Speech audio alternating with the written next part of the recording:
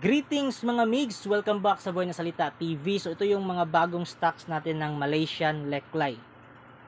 Kasi yung Malaysian Leklay natin na old stock, so naubos na yon. Dalawa lang yung natira. I-sale natin yung natira na Malaysian Leklay. Gawin nating buy one take one. So ito na, patuloy tayo. Unahin natin tong mga reflective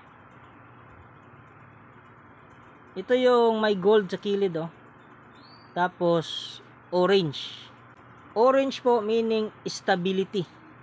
At meron ding gold dito sa kilid. Hindi lang klaro dito sa cellphone ko Pero sa personal, klaro siya. Klaro yung ano niya, yung kulay niya.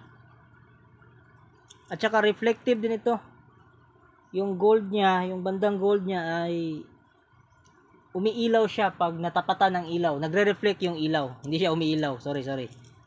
Nagre-reflect yung ilaw kapag tinamaan siya. So, ibig sabihin reflective. Pag reflective po ay meron niyang natural na rabuelta o sumbalik. Ito din, rainbow. Rainbow na reflective. Minsan lang ito. Reflective leklay na rainbow. At saka may mukha Yan, parang dragon. Ito yung dalawang mata, ito yung ilong, o yung ano niya, parang beak niya. Reflective din ito, may rabuelta. Medyo, itong tatlong to, iba lang presyo nito Kasi, reflective kasi. Ito din, golden brown na reflective. Ayan kita nyo naman, di ba? Tinamaan ng ilaw. Yan, lalo siyang tumitingkad. Kasi pinapabalik niya yung ilaw. Dito sa likod naman is red, pangakit ng tao. So golden brown, ito po ay nagpapatatag, stability. So kung anong meron kayo ngayon, ipapatatag na niya. Hindi niya ipapatibag. At yung reflective na ability niya is pangsumbalik yon. So kung kayo ay isinumpa, ibabalik niya yung sumpa. At sa gitna naman niya is silver. May konting silver dito. Dito. So, silver po means money magnet. So, dumako tayo sa rainbow. Yan. Yung rainbow na to is klarong-klaro yung green. So, ibig sabihin ng green ay abundance.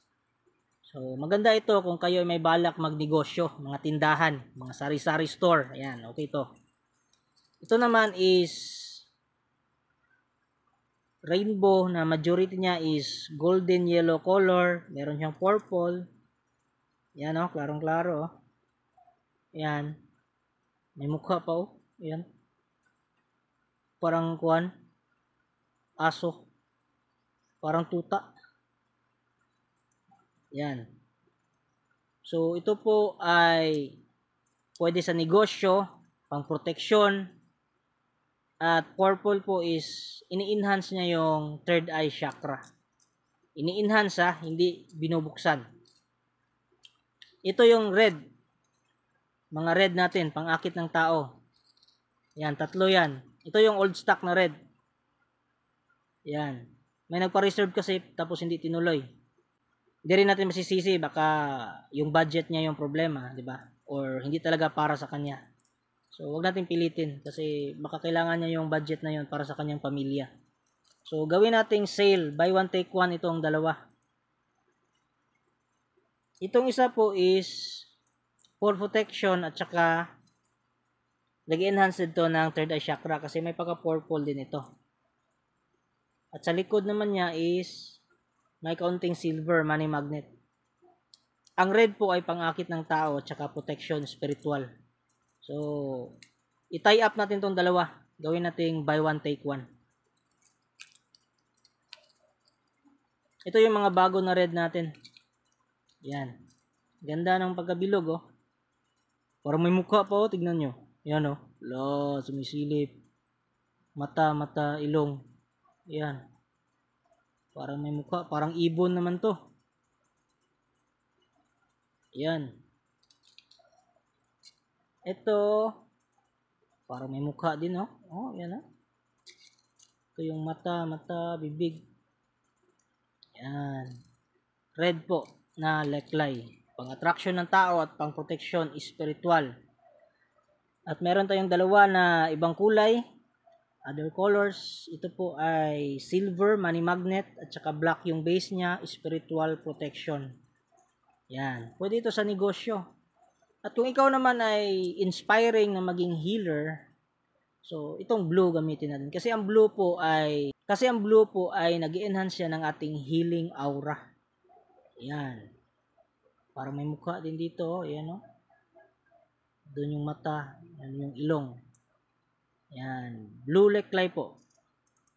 Kung kayo ay gustong maging healer. Ito, advice ko sa inyo, ha. Kung gusto niyo maging healer, unahin niyo muna pagalingin yung pamilya niyo. Huwag muna kayong dumiretso sa ibang tao para gawing negosyo. Kalokohan yan. Tsaka meron tayong Raha Kayo bracelet. So, Raha Kayo is nagsusumbalik din yan. Kontra sumpa, kulam, ganon. At saka meron siyang leklay na nakatube. Ito po ay kahaya leklay, meaning sumbalik. At the same time, attraction din. At available ang ating Black Obsidian bracelet na may 925 silver piyaw. So, original silver ito, 925. Kaya medyo mahal to. Maganda ito pang collection. At saka yung piyaw din is wealth attraction. So, maganda sa negosyo. At meron tayong Tawisuan na tablet. So, ang tablet po, meaning, ito po ay powder ng mga iba't ibang herbs. Iilan sa mga herbs na ito ay yung mga halaman na kontra kulam at kontra masasamang espiritu. At Tawisuan po ang warrior deity ng Thai Buddhist na tradition o belief. Recognize po na religion yung Buddhist. Hindi yan tulad ng occult religion na kaya nga tinawag na occult kasi tago, parang kulto lang din. Sila po ay organized religion at kilala sa buong mundo. At meron tayong intuition bracelet. So, intuition bracelet po ay nagpapa-enhance ng ating intuition at saka third eye chakra. Meron din itong leklay na nakatube, kahaya leklay, meaning attraction at saka protection at saka pang sumbalik. So, maraming galing. Spiritually, hindi po physical. So mga migs, kung meron kayong nagustuhan dito sa ating mga bagong amulets ngayon, message na kayo sa aking FB page na Buhay na Salita TV at please paki-share din sa mga kilala nyo na sa tingin nyo mahilig din mangolekta ng mga ganitong mga bagay. So yun lang po mga migs, maraming salamat po sa pagpapanood ng aking video ngayong araw na to. Kita-kits until next topic. Thank you.